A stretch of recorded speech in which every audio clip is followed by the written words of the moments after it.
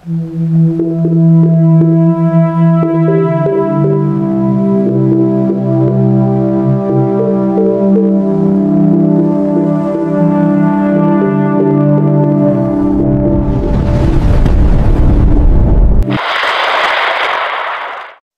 araw sa inyong lahat. Narito na po ang pinakabagong at pinaka-latest na update natin tungkol sa magiging kalagayan ng panahon ngayong araw, Sabado ika-22 ng Nobyembre taong 2025. Inaasahan nating lahat na makatulong ito sa inyong paghahanda at pagkilala sa mga posibleng epekto ng iba't ibang sistema ng panahon na ating pinapanood at sinusubaybayan. Sa kasalukuyan pong oras, ang low pressure area na matagal na nating binabantayan ay patuloy na lumalapit at kasalukuyan ng papasok sa ating Philippine Area of Responsibility. Kapag ito ay ganap na pumasok sa ating part, inaasahan nating magdudulot ito ng malawakang pag-ulan, lalo na sa silangang bahagi ng Mindanao, dahil dito mismo unang lalapit ang LPA. Ang LPA na ito ay may kaugnayan din sa Intertropical Convergence Zone, na isa ring sanhi ng pag-ulan sa ilang bahagi ng Mindanao at Palawan. Dahil sa mga ito, lubos tayong naghahanda at nagpapayo sa ating mga kababayan na maghanda rin para sa mga posibleng epekto ng pagdaan ng LPA, kabilang ang posibleng pagiging bagyo nito bago pa man ito dumaan sa ating bansa. Bukod pa rito, batay sa ating patuloy na pagmomonitor sa posibleng landas ng bagong bagyo na tatawaging Verbena, makikita natin sa track nito na posibleng unang maglandfall sa Sulu, pagkatapos ay patungo sa Giwan, Tacloban, Romblon, at sa mga lugar ng Oriental Mindoro at Occidental Mindoro. Dahil dito, lubos tayong nag-aalala at nagpapayo sa ating mga kababayan na maghanda para sa malakas na ulan at malakas na hangin na dulot nito sa ating bansa. Inaasahan nating mas malapit na ito sa ating kalupaan sa darating na Lunes, kaya't hinihikayat natin ang lahat na maging handa at manatiling alerto, lalo na sa bahagi ng Visayas at Mindanao. Hindi natin maaaring alisin ang posibleng bumababa ang landas ng paparating na bagyo o masamang panahon, kaya't mahalagang laging handa. Ang kasalukuyang pag-ulan na ating nararanasan ay dulot din ng pinagsamang epekto ng LPA at ng ITCZ. Para sa magiging kalagayan ng panahon sa Luzon, inaasahan pa rin nating makakaranas ng epekto ng hanging amihan sa bahagi ng Ilocos Norte, Batanes, at Babuyan Group of Islands na magdudulot ng maulap na kalangitan at pag-ulan. Sa silangang at gitnang bahagi ng Luzon, apektado rin ng hanging easterlies at hanging amihan na nagdudulot din ng maulap na kalangitan at pag-ulan.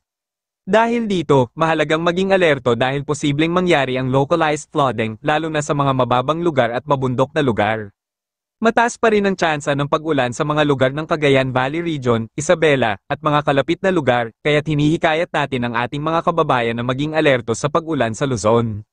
Samantala, sa bahagi ng Cavite, Laguna, Batangas, Camarines Norte, Camarines Sur, at Occidental Mindoro, Oriental Mindoro, inaasahan pa rin nating magkakaroon ng pagpapabuti ng panahon na may mababang tsansa ng pag-ulan.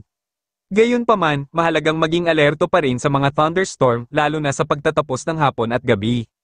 Para sa magiging kalagayan ng panahon sa Visayas at Mindanao dahil sa epekto ng hanging easterlies, inaasahan pa rin nating magkakaroon ng thunderstorm sa hapon at gabi sa ilang bahagi ng Visayas. Gayunpaman, sa umaga, inaasahan pa rin nating magkakaroon ng maaliwalas na panahon. Kaya't hinihikayat natin ang lahat na manatiling uminom ng maraming tubig para manatiling hydrated. Para naman sa Mindanao, dahil pa rin sa epekto ng ITCZ at LPA, makakaranas pa rin ng maulap na kalangitan at pag-ulan sa mga lugar ng Surigao del Norte, Surigao del Sur, Agusan del Sur, Agusan del Norte, at sa lugar ng Davao. Kaya't hinihikayat natin ang ating mga kababayan na maging alerto sa mga nasabing lugar, kabilang ang South Cotabato at Zamboanga Peninsula. Samantala, sa ilang bahagi ng Mindanao, inaasahan pa rin nating magkakaroon ng pagpapabuti ng panahon, tulad ng sa lugar ng Northern Mindanao at Autonomous Region in Muslim Mindanao. Gayunpaman, pinag-iingat natin ang ating mga kababayan sa mga nasabing lugar na posibleng mangyari pa rin ang malakas na pag-ulan, lalo na kapag ang mga cloud cluster ay ganap na binuo at magpapahintulot sa pag-ulan na tumatagal ng 1 o 2 oras na maaaring magdulot ng localized flooding. Para sa magiging kalagayan ng panahon sa Palawan, dahil sa epekto ng ITCZ, inaasahan pa rin nating magkakaroon ng maulap na kalangitan at katamtamang pag-ulan. Posibleng mangyari pa rin ang malakas na pag-ulan kapag tayo ay natapat sa ganap na binuong thunderstorm na magdudulot ng pag-ulan. Kaya't hinihikayat natin ang lahat na maging alerto sa mga posibleng epekto. Para sa magiging kalagayan ng ating karagatan, sa kasalukuyan ay mayroon pa rin tayong nakataas na gale warning sa kanlurang baybayin ng Luzon, kung saan inaasahan pa rin nating magkakaroon ng malalakas na alon na umaabot sa 2.8 hanggang 4.5 metro ang taas, na lubhang mapanganib para sa mga maliliit na sasakyang pandagat. Kabilang sa mga lugar na ito ang Batanes at Babuyan Group of Islands, na mayroon pa rin namang matataas na alon. Samantala, ang mga natitirang bahagi ng ating karagatan ay inaasahan pa rin nating magkakaroon ng katamtamang hanggang malakas na kondisyon ng dagat dahil sa mga sistema ng panahon. At iyan po ang pinakabagong at pinaka-latest na update natin sa mga LPA at iba't ibang sistema ng panahon na ating pinapanood at sinusubaybayan. Inaasahan nating lahat na maging handa at manatiling alerto para sa mga posibleng epekto ng mga ito. Ingat po tayong lahat at magpakabuti. Diyos bless po sa ating lahat.